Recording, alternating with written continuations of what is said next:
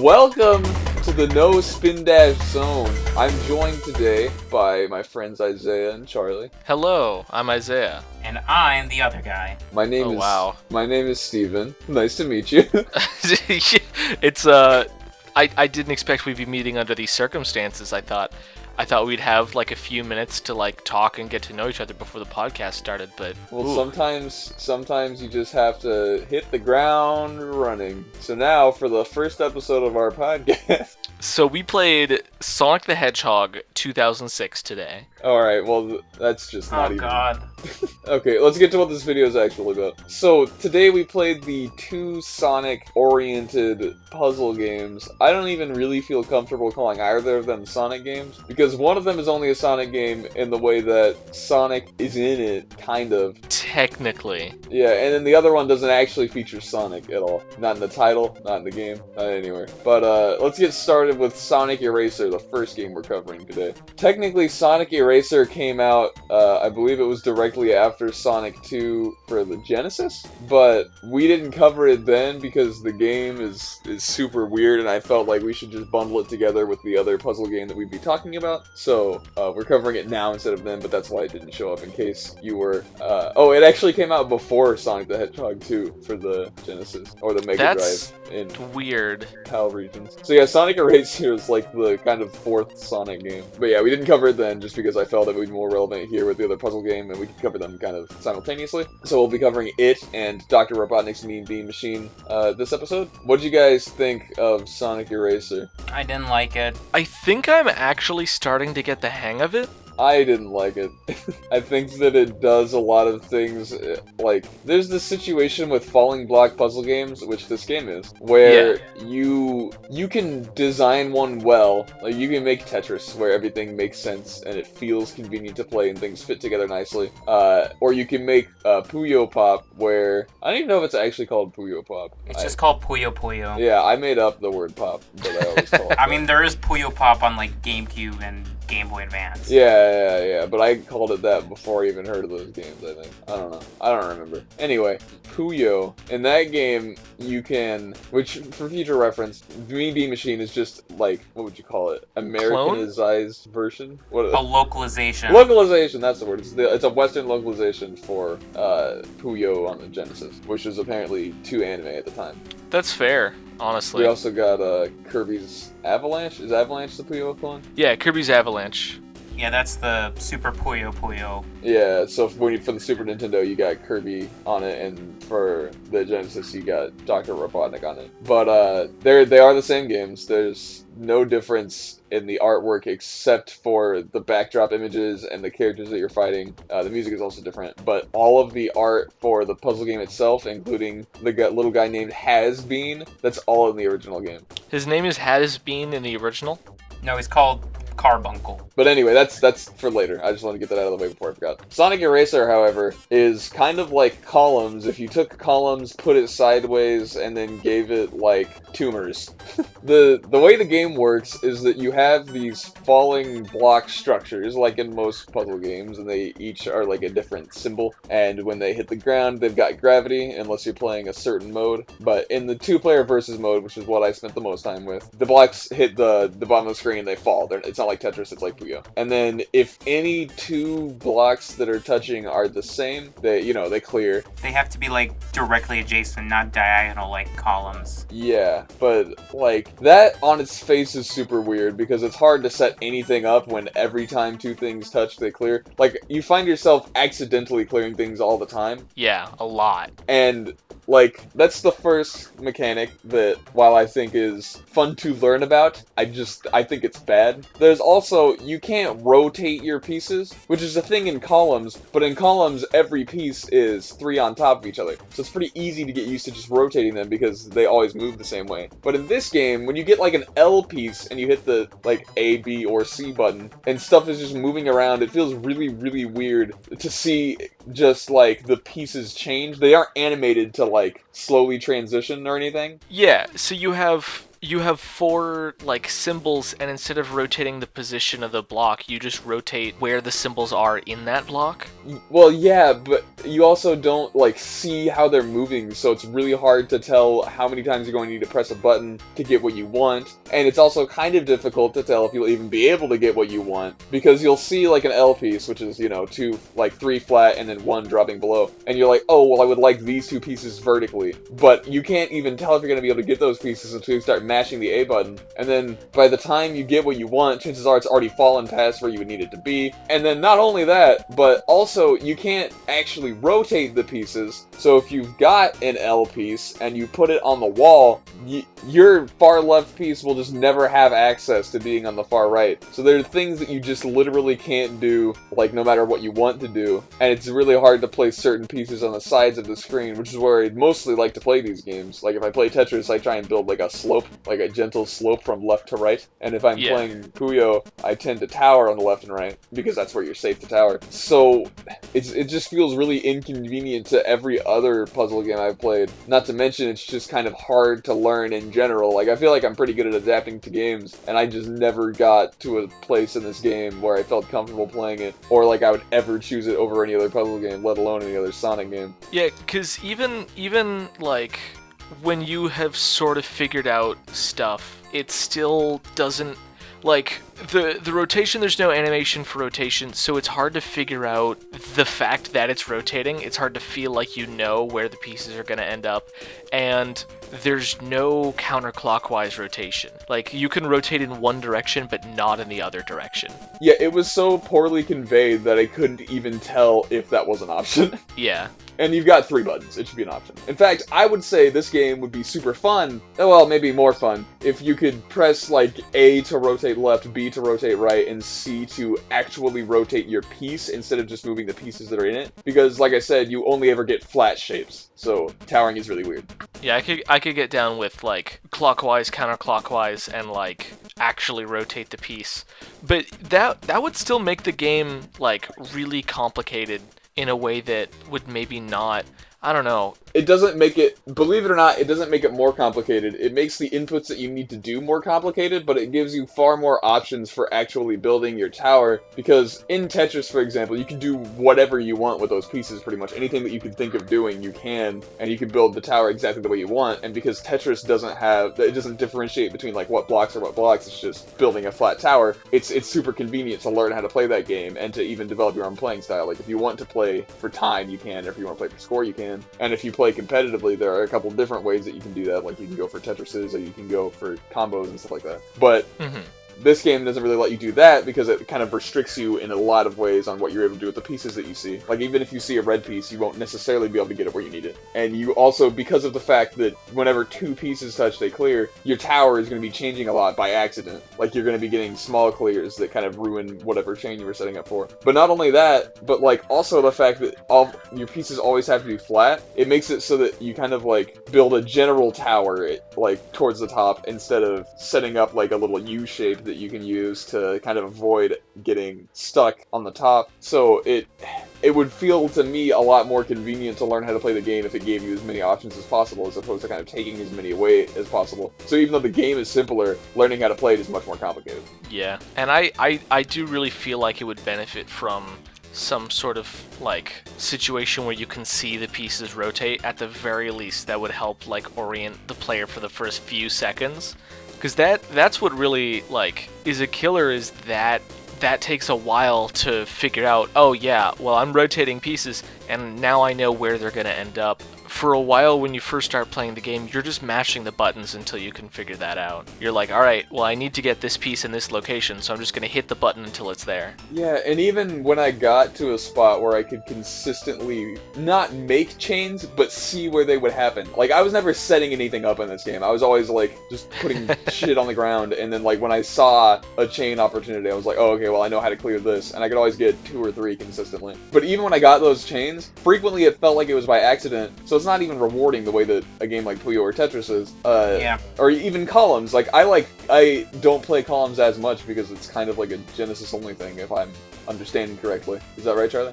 As far as I'm aware, you want me to look that up? Yeah, because I know you played it a little bit more than I did when you were younger. But Columns I like because the game is simple like you described, but the way that it works is kind of conducive to how you can play it, because you only ever get 3 pieces at once, which is a very manageable number, even if you can't arrange them exactly the way you want. Generally, you can get 2 of the pieces to be where you'd want them for a combo or a chain. And once you've done that, the game is designed so that you can tower easily, because the pieces are always aligned flat instead of, always aligned like vertically instead of flat. So you can tower to the left and tower to the right, and then kind of build up your board. And not only that, but the way that things get cleared just makes sense, because you kind of naturally want to make lines with things.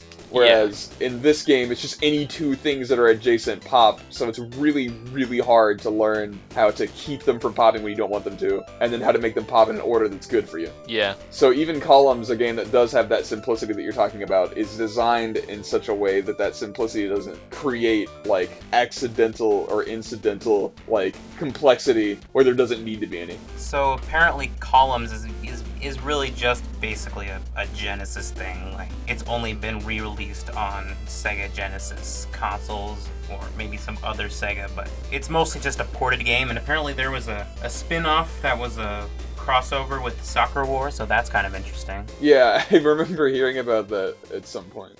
But yeah, I think Columns is a good example of how this game could, like, basically just look better. So here's something I find funny that I just kind of want to bring to people's attention.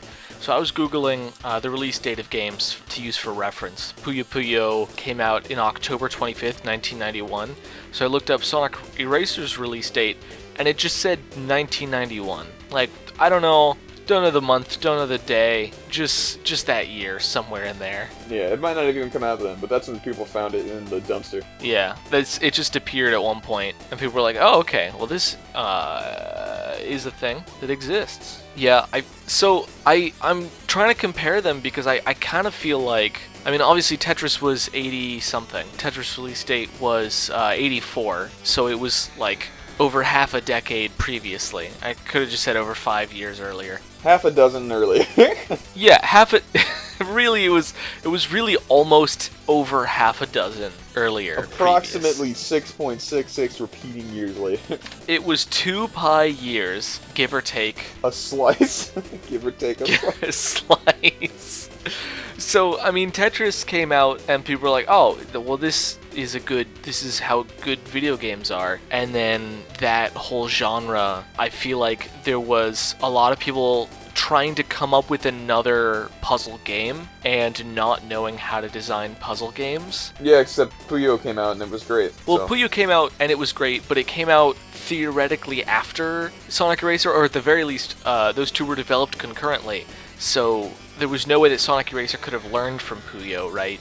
So Puyo... No, but I just mean that, like, I don't think we should try and take credit away. Like, Tetris wasn't this weird freak phenomenon. Like, people... Oh, no. People saw physics engines and they were like, we can do cool things with this. And Sonic Eraser was not one of those people. Yeah, but, like, Puyo, you, Steven, you are a huge fan of Puyo. I think it's fair to say that. Yeah, I think it's pretty reasonable. Yeah, and I think that game for you sort of defined how you feel a puzzle game should operate. And that's not to say that anything that doesn't work the way that game works is bad for you, but Sonic Eraser was not built with those tenets in mind, I think.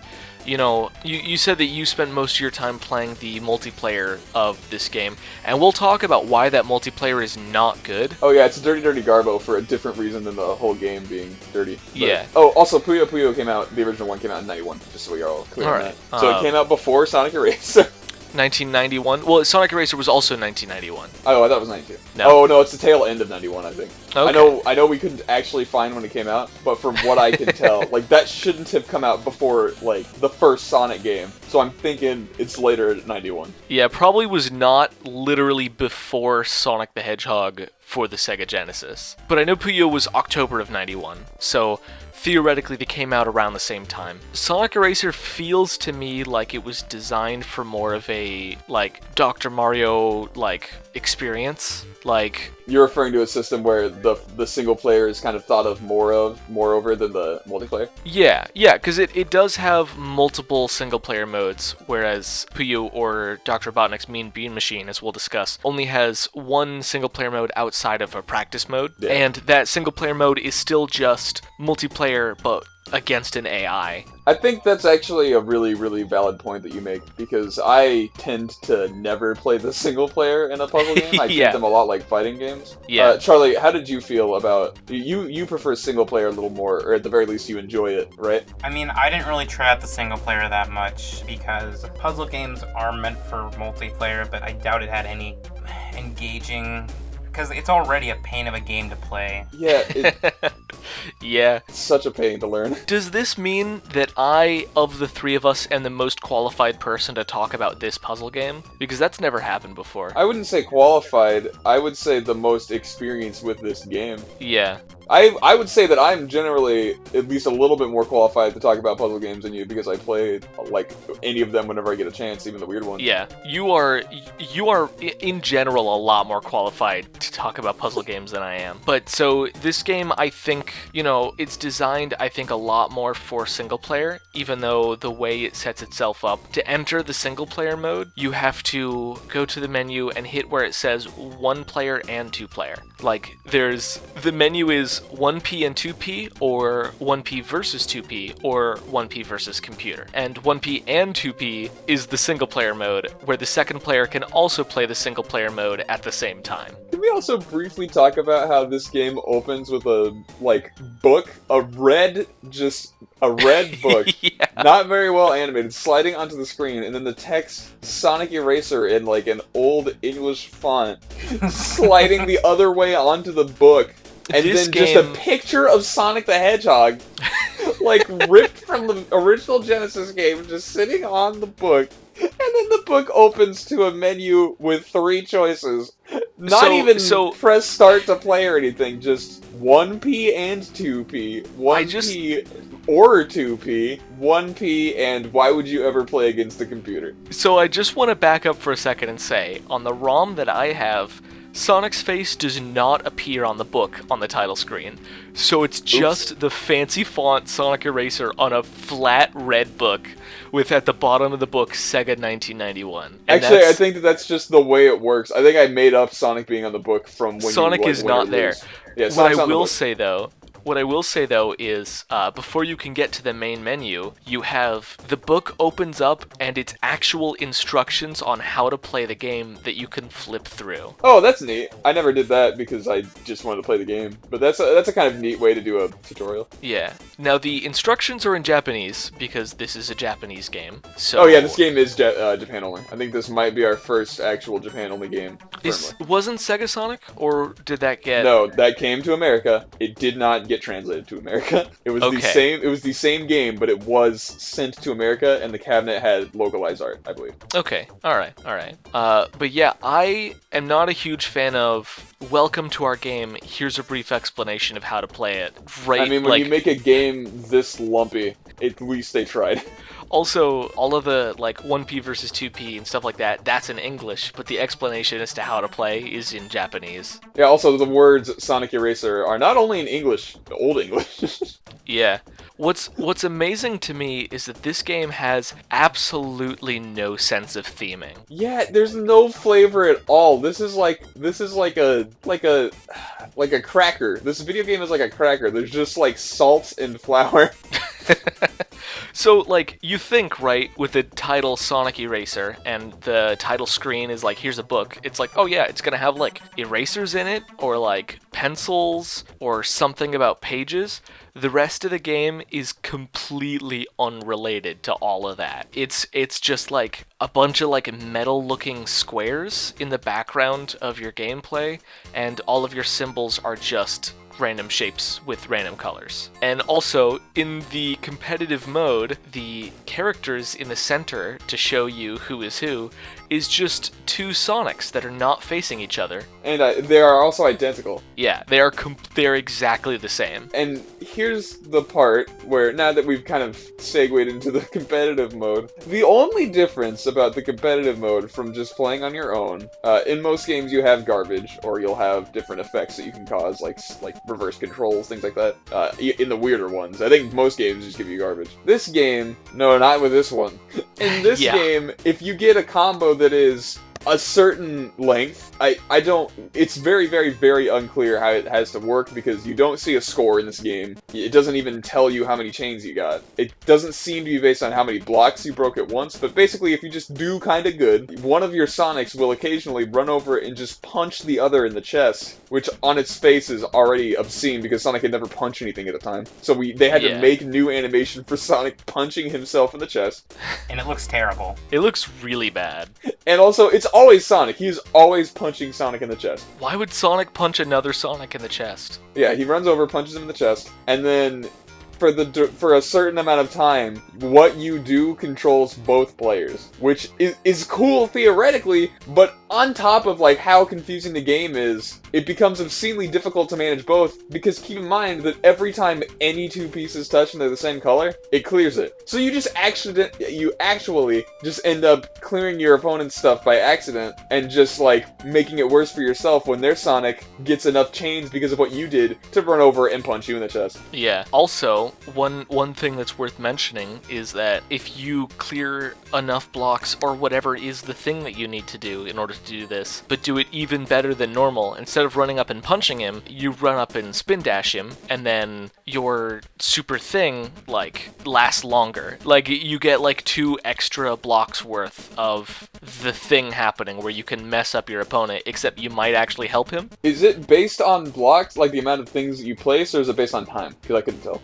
I mean, it could be based on time. Something that I want to say while I have it, like, in my memory, because it just happened to me in this game, because I'm currently playing it, is when a game is over, there's the world's least graceful transition back to the title screen I've ever seen, where the board with all of the pieces moves slowly to the right, while the background moves slowly down, and, like, the book pans back to the center of the screen. Yeah, you know the book? Yeah, do you remember the iconic book, the iconic Sonic Eraser book? It was lost for centuries. Yes. Let's keep it lost. Let's put it back in the friggin' Indiana Jones tomb we found this in. Is that a transition I hear? Well, briefly, I wanted to mention one more thing. You can also get an invincible spin dash. Not supersonic, an invincible spin dash if you do real dang good. Oh, I've never done that before. I wanted to hear, Charlie, if you had any more things to say about this game, let me know. Sorry, what? Charlie, if you had any All more right, things to say about that's this a no. game, let me know. No.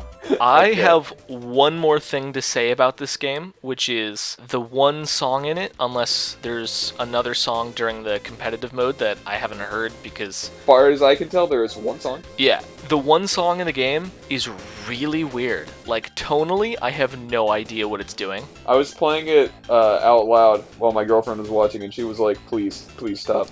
Yeah, it's really weird. I don't know who wrote it, and I don't know why they wrote it. Isn't it like a 10-second loop or something, too? No, it's a bit longer than that. I remember it looping very, very, very poorly. I would never go so far as to say that this song is bad, because I would never say that about a song, but I will say that it does not have a place in this game. Like, it doesn't make any sense. I'm going to listen to it briefly. Yeah, I think I will too. Do we want to all take a little break to listen to the song briefly? There was music? There are 2 songs. Oh. I forgot. It was I remember there being it, but I don't care. Yeah, there actually are 2 songs, one for single player and one for multiplayer. Oh, like I said, I didn't even play the multiplayer, the single player very much, and when I did play it, I think it was muted because I couldn't stand the music. I just want to say real quick, listening to it now, I said earlier, it's not my place to say if a song is bad. This multiplayer song is bad. Yeah, I was telling you it was bad. I guess it was because I listened to the multiplayer one and you listened to the single player one. The single player one is better, but still makes no sense. I'm looking at the book right now, and I just can't even... Who thought this was a good idea? Looking at the book right now. Yeah, looking at the book, the good old book. Yeah, I'll do the... Okay, I remember it now. Yeah, it's interesting. I mean, it certainly sounds like Genesis music, but just not No, good it sounds like old bad Genesis music before we got like the Echo the Dolphin soundtrack and the Vector Man soundtrack. I don't actually know if these games came before this one, but those games have great music. So whoever's editing this episode, I'm sure you will have already played the song a little bit. Oh, okay. I always edit the music, even if Charlie edits the episode. A little behind the scenes, Charlie and I edit the audio. Charlie does even episodes, I do odd episodes. But I always add in the background music because it's pretty easy for me, and I just do it before I run into the audio. But I will not be playing either song for this game. Also, I'm letting the game play itself, like just literally letting blocks fall, and things are getting cleared as much as they ever were when I was actually playing it. Yeah, absolutely. That's the true tragedy of this game. I can't fathom who designed it this way. I just got a 3-chain. Haven't touched a button yet. Oh, jeez. But it's weird because it doesn't make the game easier. It's just more, like, unfathomable. But, yeah, okay. Charlie, I do think that we're finally done with the game. Here's your transition. Yay, we get to talk about Dr. Robotnik's Mean Bean Machine. The greatest Sonic game ever made. Yes. Pretty good. It's got great music, and probably original. Yeah. So we were talking about how like the music is not entirely original, but like so there's a lot of songs that are also in Kirby's Avalanche, but they've been like rearranged. Okay, I want to be clear. The songs that are in both games are likely from like Puyo itself. Yeah, I would bet that's also true. I don't think they have any similar tracks. I feel like the sound design is like almost completely different. I mean, obviously because they're on different consoles, but like... Yeah, no, they don't sound the same at all. They just have similar, like, melodies. Oh, yeah. I looked up Puyo Puyo OST, and the very first song that played is literally the Versus theme in Mean Bean Machine. It's actually a lot more similar to the Mean Bean Machine version than to the Kirby's Avalanche version. So I guess there's we could do a whole video essay on the soundtracks of these three games. You said it was similar? They were the same ones? Yeah, so according to this soundtrack, the song Final of Puyo Puyo is almost exactly the same as the song that plays in the Versus mode in Mean Bean Machine. Yeah, the thing is with Kirby's Avalanche is that it uses a lot of remixes of like Kirby's Adventure music. Yeah. Okay. Because it's Kirbified, for sure. Yeah. Of course. And like this doesn't really have anything to go off of, because what's unique about this game, if I may go into it, is that it's like based off of the Adventures of Sonic the Hedgehog TV show, and every like character you face off is like based off some random background character, except for like the main ones like Robotnik, Grounder, Scratch, and That The monkey dude, that right? purple. the one that got yeah. demoted to Scrub Monkey 3rd class. I thought you were gonna say the one that got away, like really dramatically. And then you didn't, and I got sad. I feel like Dragon Breath was like somewhat well featured in an episode, but they all have like punny names. Like the first one's literally just called Arms, and he swings his arms around. There's Franklin, he kind of looks like a Frankenstein's monster. There's Sir Fuzzy Logic. Gotta get that stutter in there because it's something I didn't appreciate as a kid. That's the best way for me to put it. Yeah. I like the game's, like, enemies. I think they're kind of fun to look at. And they all do unique faces for when they're winning or losing, and just in general. Oh, yeah. Is Scratch the chicken? Scratch is a chicken, right? Yeah. No, yeah, sorry. Okay. Scratch's faces that he makes when he's winning and or losing are fantastic. One of the robots, like, explodes when you beat him. Yeah, yes, there's a lot of... I feel like he's supposed to be a dynamite stick, but he looks more like a bike pump. It is worth mentioning that a lot of the art for the game is just like from Puyo Puyo, but there is a lot of original art, and it's all like real good. Yeah, it's well drawn. Like the title screen, right? Like has Robotnik's face in like dim lighting appear, and then the word machine, which is made out of metal, like appears like letter by letter, and then the E in machine spits out the like words mean bean. Oh yeah, and you can do that thing where you can make the letters jump when you press different buttons, right? Oh yeah. So the whole thing is like animated, like it's got an animated intro, and then if you let that sit, then there will be like a cutscene where Dr. Robotnik is jumping up and down and finger pointing at Scratch and Grounder, like giving you the plot of this game, because this game has a plot and I can't believe it. Yeah, also, you are the protagonist of this game. I think we mentioned that Sonic isn't anywhere in this game. You aren't Sonic. You're not even first-person Sonic. You're you, and you have to save the day. Yeah. I thought we were Has-Been. Has been. No, I don't. Yeah. I think that Has-Been is just a lovely friend that doesn't show up in the first player, or in the single-player mode. very He's much there at to all. cheer you on. Yeah. I just want to say real quick, the very first line in the first cutscene in this game is Dr. Robotnik saying, witness my latest plan to rid, Mobius of fun and enjoyment. It's so cartoony. It's great. It's amazing.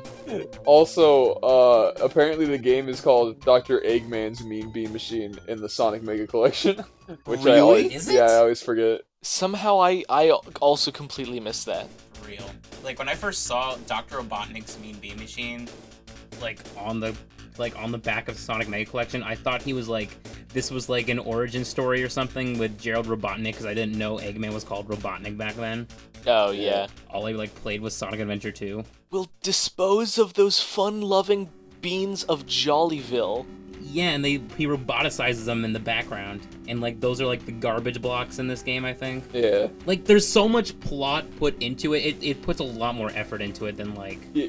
Kirby's Yeah. Avalanche, where it's just oh, this is just this pre-established competition we have. No, we're saving the beans by killing the beans. I don't know, but it's really Kill the cool. beans. I mean, and plus when you lose in this game, in in any Puyo, the little Puyos have little angel halos and wings, so it's you killed them because you didn't do good enough. So it's Yeah. Jesus. there's so much lore into this weird localization. There's also writing in this game. This game has dialogue whenever you're introduced to a bad Yeah. guy. They're let me tell you something that is a pun that relates to my name and the thing that I do.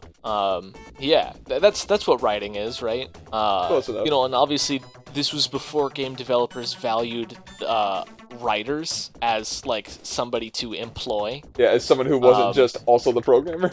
Yeah, so it's not good, at all, but it really works. Yeah, well, because like we said, this is kind of based on the Saturday morning cartoon, and it feels like the writing is too. Yeah. Yeah, absolutely. Also, there is parallax scrolling in this game. It's a very minor touch that absolutely did not need to be included, but when the main game is panning, when you're panning into the main game, the background has a very slight parallax scroll to it, and that's such a thing that never has to happen, because you don't transition from a different mode to the main game very often. If you're playing the game, you're probably playing it for a while. Yeah. But they just friggin' decided to put that in. I had nothing to add after that. It's just ridiculous. So, when I first played this game, I didn't get it, and I didn't really like it. I never really got to appreciate it until I played Kirby's Avalanche, which I didn't even know was a Puyo clone. I was I want to get one of these Kirby spin-off games, and I could have got Dream Course, but I got Avalanche, and I think that was for the best. Dude, Tilt and And- Tumble is great too. I've just fallen in love with Puyo Puyo after that, because it was a great game to play with my friends, and last year I got Puyo Puyo Tetris, which is also a great game, combining two great puzzle games. And I guess we gotta hand it to this game for introducing us and it being available on Mega Collection to play. And I got so addicted to it that I got the Game Gear version on my 3DS. Which also, Oh, to be boy. fair, I want to say, even though it doesn't really have cutscenes, it's just as good as the Genesis version, so you're not going through that much of a downgrade. Yeah, it's just a little bit of a graphical drop, right? More or less. Yeah. Yeah. Yeah. It looks pretty good.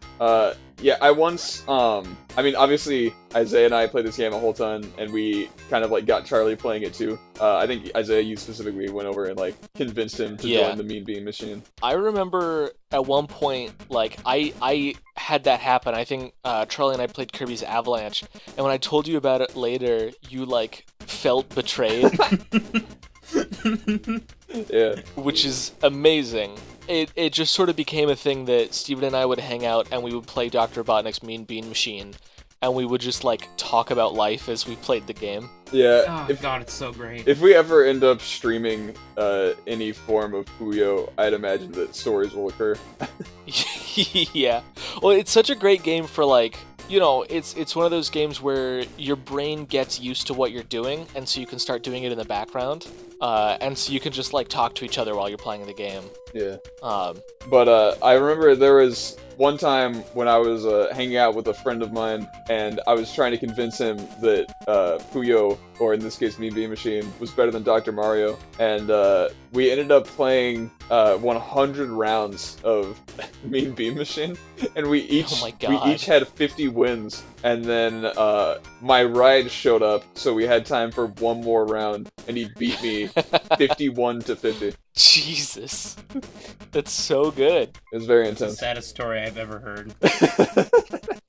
But yeah, I don't think we're going to be talking as much about the mechanics of this game. I think it's pretty well documented, but it's super fun. Learning how to do a combo in Puyo is really awesome. There's tons of different interesting structures you can use to kind of build basic combos, and then you kind of just learn about placing 3 blocks together, and you can make incidental combos that are really fun. There are ways to like make a combo transition from a tower on the left to a tower on the right. There's tons of cool stuff you can do. Thing is, with I do want to say, excuse me, I do want to say that one of the opening cinematics of the game is a thing that literally teaches you how to play and teaches you how to chain. And it doesn't just teach you how to chain, it also shows you examples of different kinds of chains that you can set up, including a chain that involves breaking, what are they called, garbage or trash? Yeah, a garbage chain. it'll call Garbage, like mean yeah. beans or something, The- or bad beans. Like there's like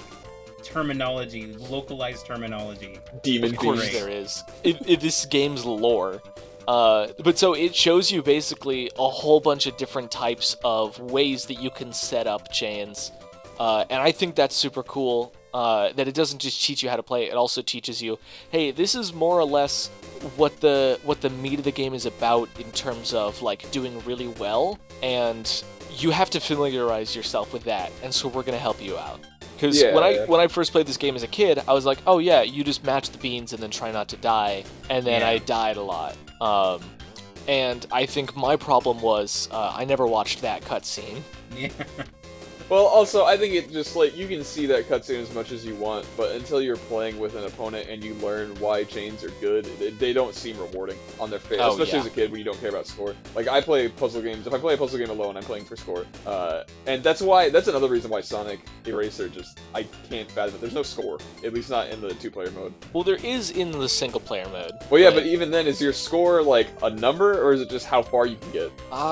Depends on your mode, but it's not. See, the problem is it's not clear. Yeah, no, it's super weird. But I mean, I think at one point I was playing a mode where there was a score, but the score, I don't know. At that point, I was so tired of the game. But I think that it's nice to have a score in your single-player mode where you can like clearly and concisely see what's going on, and it tells you like, oh, when you get more score for this, that's like the way you should be playing it. Like when people haven't Yeah. played Tetris before and they don't understand that getting like a Tetris is a good thing. First of all, newer games have like a splash on the screen that says like, oh, you got a Tetris, and if you get 2 in a row, it tells you like, oh, back-to-back Tetris. So it becomes very clear that that's a good thing to do. And then you also see your score go up a ton. So that's the way the game kind of encourages you. And I think Puyo does a good job of that because you hear like different sounds for each chain in a chain, kind of. So like if you get a 1 chain, you'll hear one sound, and then if you get a 2 chain, you'll hear one sound, and then after that a different sound, and the sounds like increase in pitch and intensity. And then what does it say when you get a 4 chain or higher?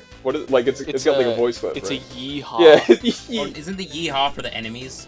No, you can get like in 2-player you can get yeehaws. Yeah. Because like there's a different sound effect for like both you and your opponent in like single player mode, and I think it's like yeehaw in for the enemy, but I don't know. it's so iconic though. Like Yeah, the yeehaw is not really even- just- not even- yeehaw. not even Kirby's Avalanche has that much energy. Yeah, you can get.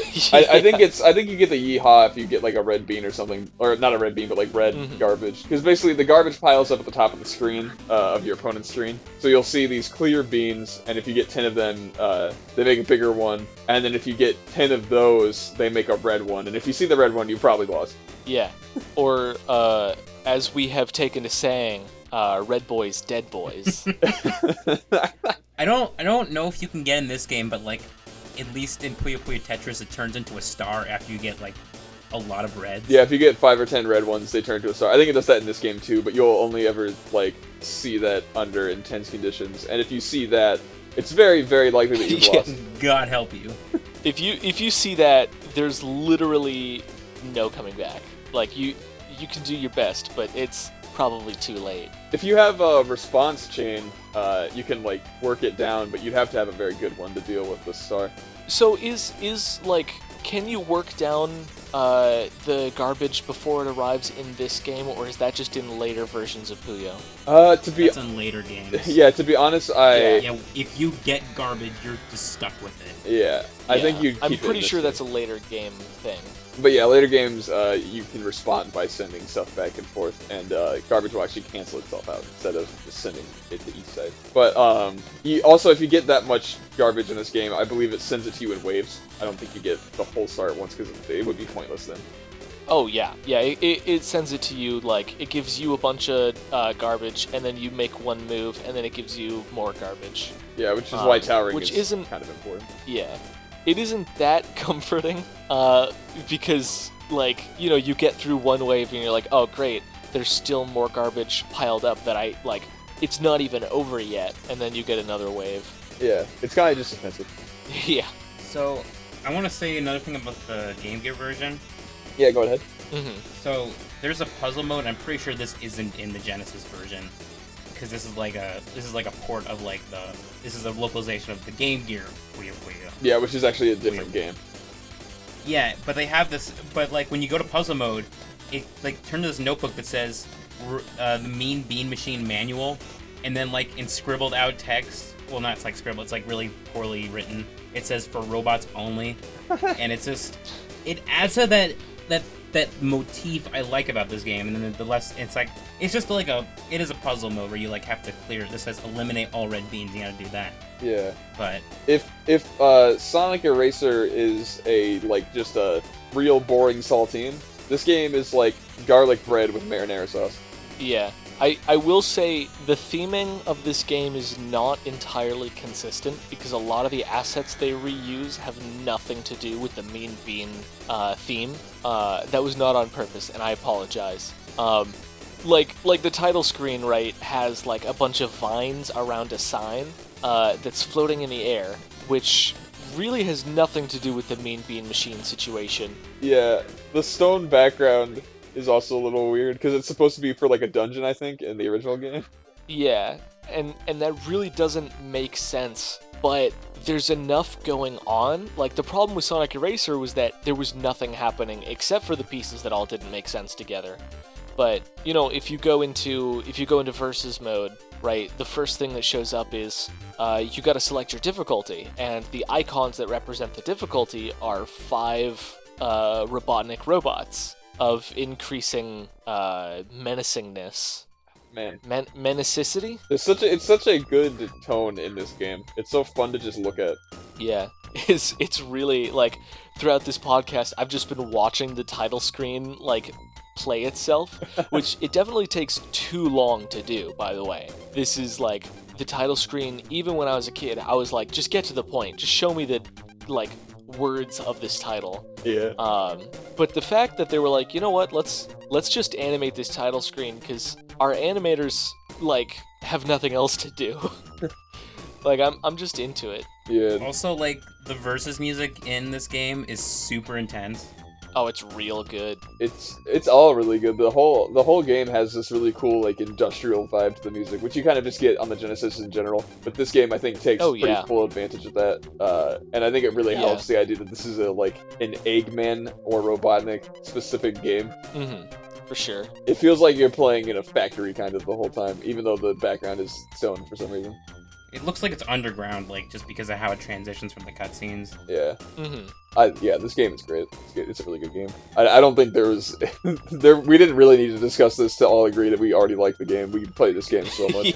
Yeah, thumbs up, thumbs down. How are we feeling? We certainly have a bias, I would say, for this game. Oh yeah, for sure. I feel like another group of Sonic podcast people might play this game and be like, it doesn't really make sense as a Sonic game. I didn't really get it. But this, I mean, this game is an extremely well-designed puzzle game, which Yeah. is not Sonic. Sonic inherited this. Yeah, it but got we wanted- grandfathered in.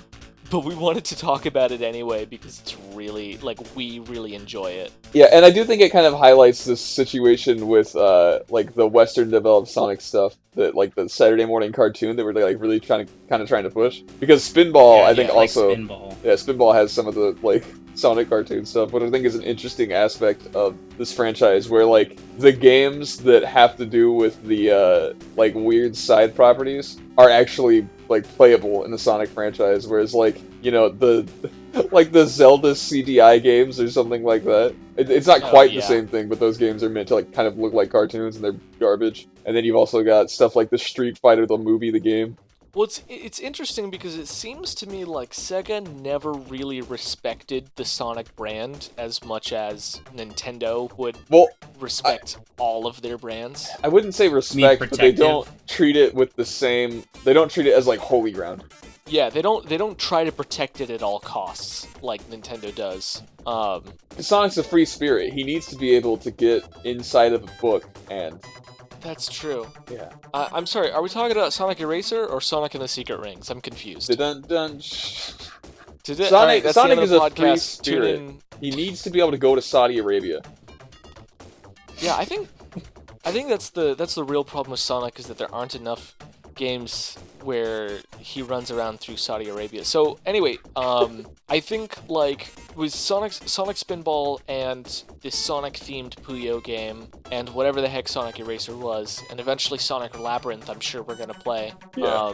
Yeah, we'll get there. There's a lot of like, what if we just put Sonic in this game that usually already exists? In Sonic Spinball case, it was what if it was pinball, which actually works extremely well. Yeah, that's perfect. Yeah, but so, you know, sometimes it's a payoff and sometimes it's not. But it's really interesting to look at what Sega will just allow. Sega, like, is like, yeah, well, Sonic is our seller, and we don't really worry about diluting him as much as we worry about making sure that he's on stuff so that stuff sells. And then that stuff can be good anyway, which is very interesting to me. Yeah, it's really cool the way that like Sonic kind of touches things, but if Sega's got a hold of it, at least in this era, they still try to make it like really good. They try to put a lot of Sonic into it, and they try to get a lot of like whatever is good about that. Like they try to pull that together. So like in Sonic Spinball, you get the fun of playing like a Sonic game where you still have the kind of control and it's all about speed, but you also get the cool aspects of pinball in there as well. So we are not going to play Mario and Sonic at the Olympic Games, correct? We are. Sonic is in that. Alright, well, I'm sad now, but, Don't worry, we don't have to do that until, like, the third chunk of this podcast. oh, jeez. Yeah, I freaking lost what I was gonna say. Yeah, it'll be interesting to compare that to this as, like, these two sort of, like, not quite a Sonic game, but, like, an offshoot that Sonic was put in because it made more sense business-wise. Yeah. You know, and I know that those games are competently made, whether or not they're actually good. But it'll be interesting to look at sort of a comparison of then and now. Yeah. Well, and I don't think that we really get this anymore, where you have kind of like a game that came out in Japan that was too like Japan, so we brought it to America, but we had to like slap something else over it. Because you also got that with Panel de Pon came to America as Tetris Attack, and then later another version of Panel de Pon came to America as Pokemon Puzzle League. Yeah. I remember both of those games, actually. Yeah, another fantastic game series that we just kind of got in a weird way. And I can't Yeah. tell which I like better. Honestly, I think that, like, Mean Bean Machine being Sonic-related, like, helped put it on my map before I, like, loved puzzle games. Because it wasn't until, like, high school that I started kind of trying to learn how to play puzzle games. Flying block puzzle games, I should elaborate. I don't really care that much for Professor Layton. See, what's really interesting is that, speaking as a game designer, whenever I had to put on that voice because I didn't mean it ironically, but I had to pretend that I did to save face.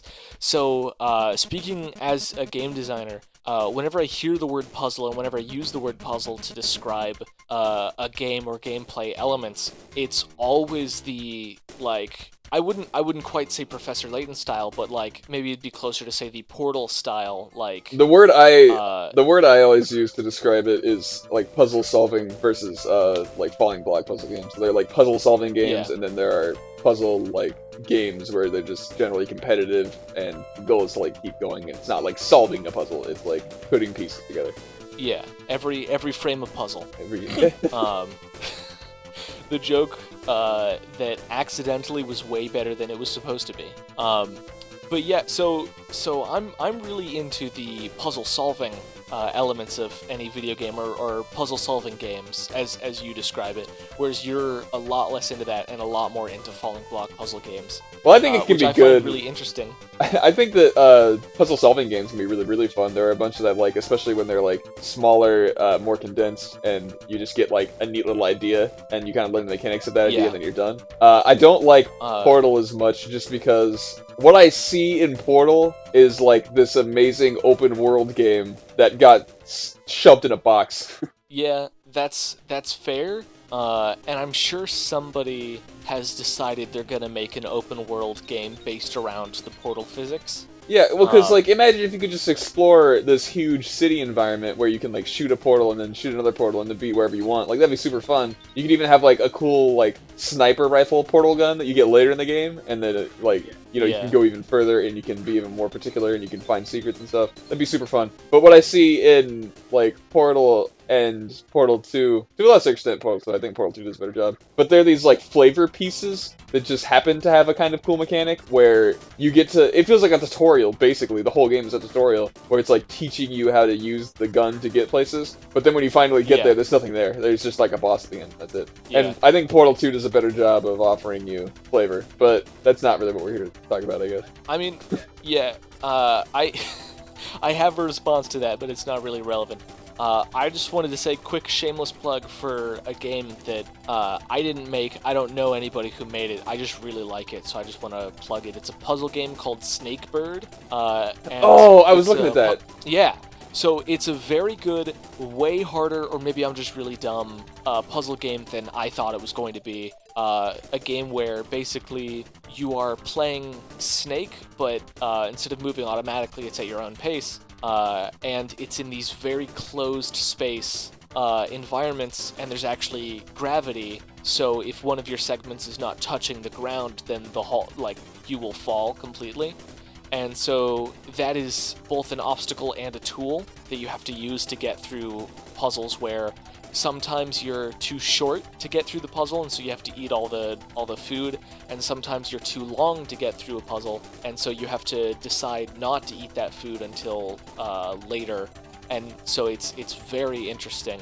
And that's exactly the type of puzzle game that I'm really into. Yeah. Anyway, pitch over. Maybe I should learn how to be passionate about the games that I make when pitching them. I'm looking at Snakebird right now and just remembering why I added it to my Steam wishlist. It's also very pretty. Yeah, it's a great like looking game. it's a cute game. But yeah, so falling block puzzle games, I love them. Solving puzzle games, puzzle solving games. Did Sonic have puzzle solving games? Is Labyrinth that? I think that's what Labyrinth is, but I kind of have only seen a GIF of that game. Yeah, like well, 4 years ago. I'm interested to play it. Who really knows? But I think we're pretty much done with our coverage of Meme Yeah. Machine. So thumbs really up, nailed it. everybody, thumbs up.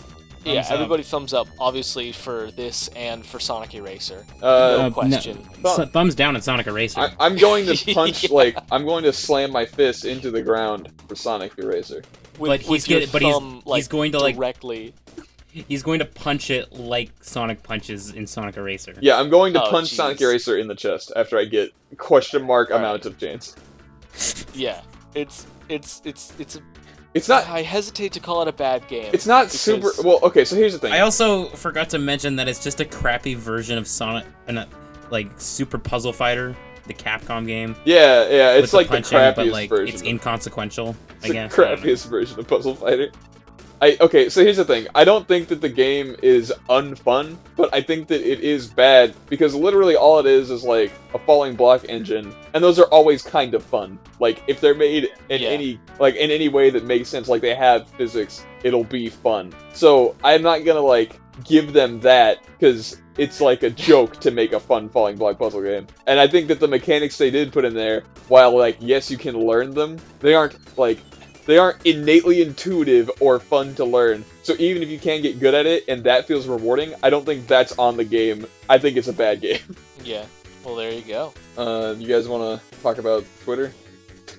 Twitter is an addictive substance that must be stopped at all costs.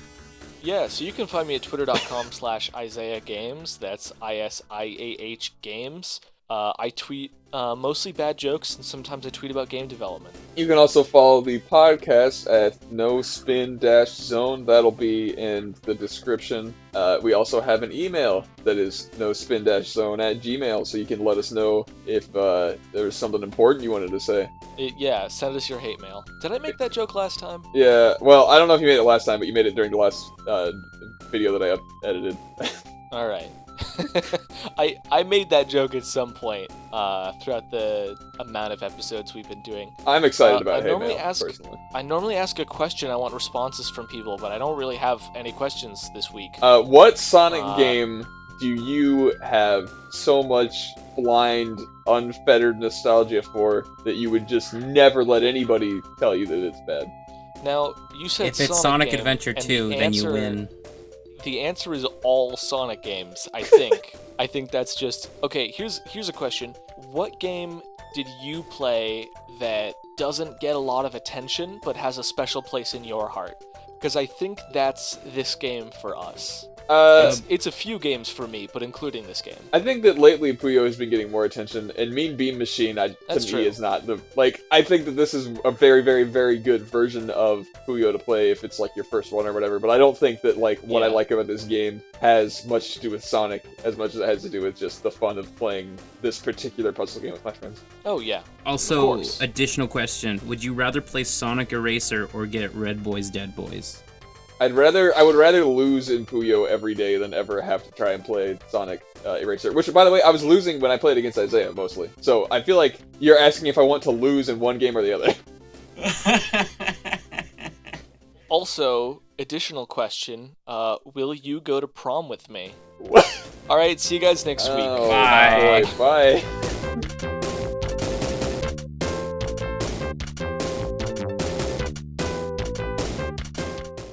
We'd like to thank the LAG Network for making our episodes available on platforms like iTunes, Google Play, SoundCloud, Stitcher, and lots more. If you're listening on YouTube and you'd like to keep up with our episodes on one of these audio platforms, just search for the LAG Radio Network and follow their feed.